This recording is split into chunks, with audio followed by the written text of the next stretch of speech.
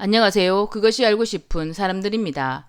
스토킹 범죄 처벌 등에 관한 법률 시행 첫날인 21일 전북 전주에서 스토킹 처벌을 적용받아 체포되는 사건이 일어났습니다.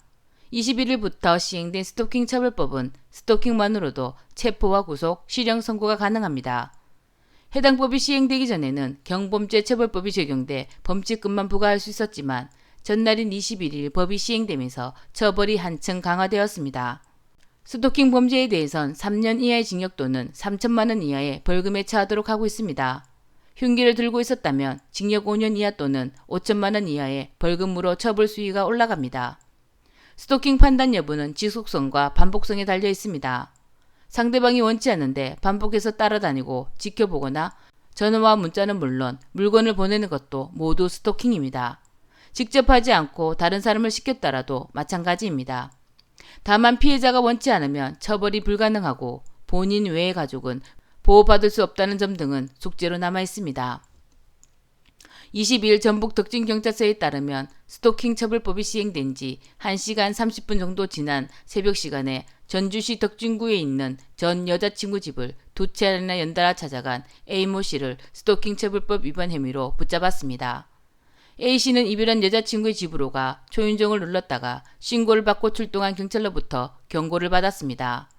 상대방이 거부 의사를 밝혔음에도 집에 찾아오는 것은 스토킹 행위입니다. 또 반복하면 처벌받을 수 있다고 경찰은 경고했다고 합니다.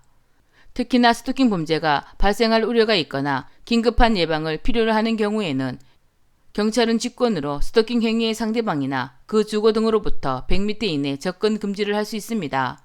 뿐만 아니라 스토킹 행위에서의 전기 통신을 이용한 접근 금지 조치도 할 수 있도록 했습니다.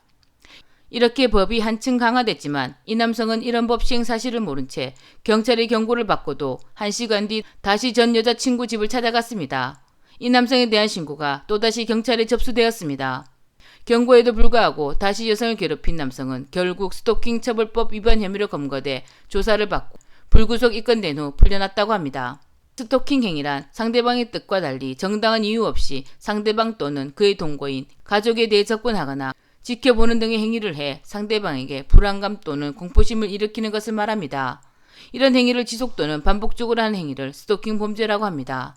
이번 법 개정으로 스토킹 범죄가 완전히 사라질 수 있기를 바랍니다. 그것이 알고 싶은 사람들이었습니다.